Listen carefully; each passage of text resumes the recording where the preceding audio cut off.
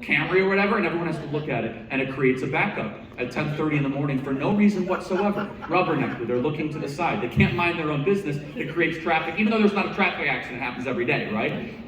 Like Sepulveda Boulevard, right there, always rubberneckers, right? And there are life rubberneckers, though.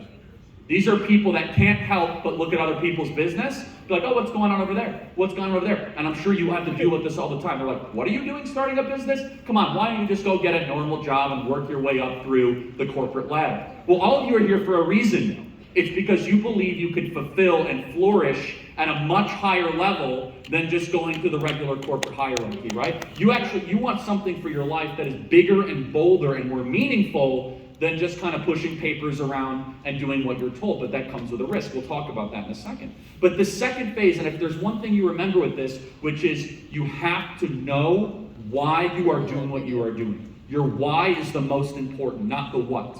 The why might be financial freedom, right? The why might be that my dad and my grandfather and my great-grandfather all lived in poverty and they were drunks and they were in debt, and I never want that, and I'm willing to work as hard as it possibly takes to go to the next level, right? Whatever that why might be is so critically important. So that second phase of being an entrepreneur that so many of you are in right now is really where you have to kind of figure, how do I break out of that next interval? And then comes the thing that all of you are experiencing maybe right now called inflection points.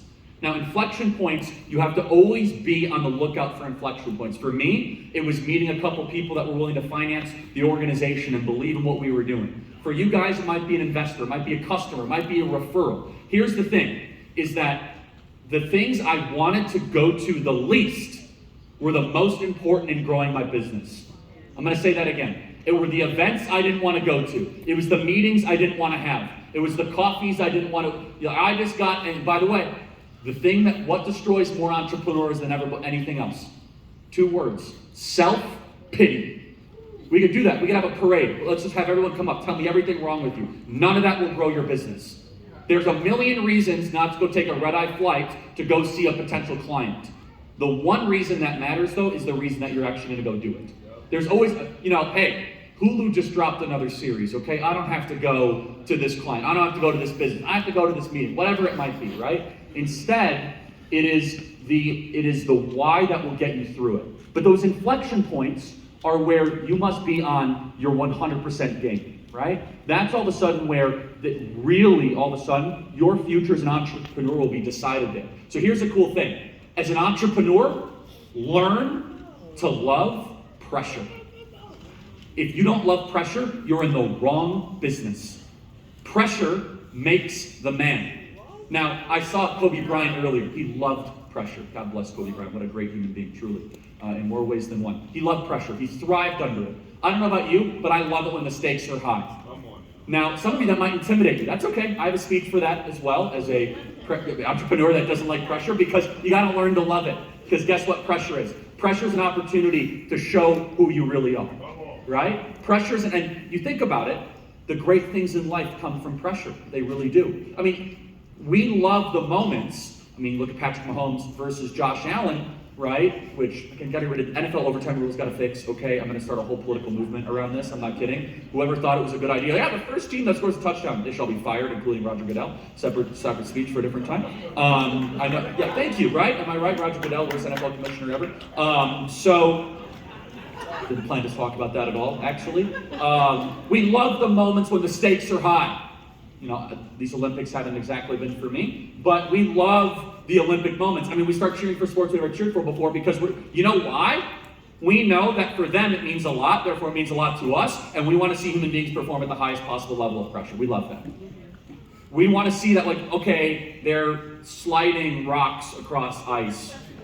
And it's called curling, I guess, right? Super confusing. It took me half an hour to figure out the score system. Literally, so just some word of the wise to the people that are the TV commentators for curling. They got to keep on re-explaining it, okay? We have no idea what the heck is going on. It's like a bunch of janitors there. It's like, God bless them, right? No idea. Totally above my head. I'm watching for half an hour. I have no idea. The scoring system, I'm like, how do you score? I don't get it. Separate issue separate issue. But, we love that, though, because it matters to them and we love pressure. Important things Breakthroughs in life happen when the lights are the brightest. And that's when inflection points happen. And a good entrepreneur goes and finds the pressure moments. They don't come to you. In life, if pressure comes to you, you're probably doing it wrong. I want you to think about that. You're like, oh wow, the debt collector keeps calling me. Pressure coming to you. Like the IRS won't let go of me. Pressure's coming to you. If you come into the pressure though, and you go find the moments, that's where breakthroughs come through. So what does that look like? That means you have to find opportunities and openings to be willing to push yourself. I'll give you an example. At Turning Point USA, when I was growing this, I had no idea what I was doing, and had no money, no connections, none of that stuff, and was just traveling the country. I wanted to try to get in front of the biggest crowds possible, the people that could potentially invest in us and give us those kind of inflection points. And there were times where I made a complete fool of myself.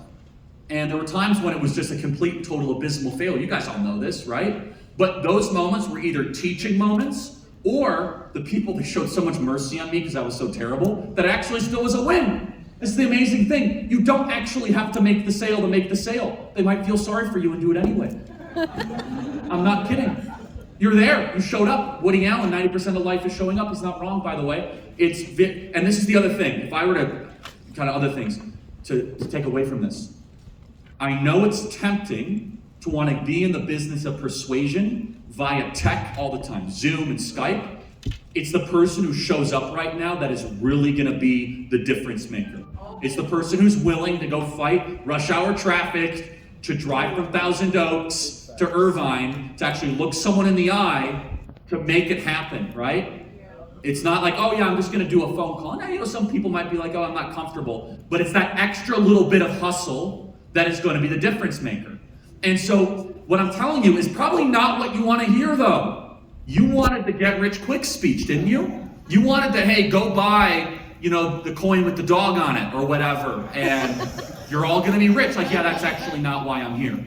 I'm here to tell you that it's the tough stuff that's going to actually make you live a free life. And that's why you're all here, aren't you? You're here because you want to start your own business because you had an awful boss, you had a jerk that you worked with, you were in an unfulfilling place.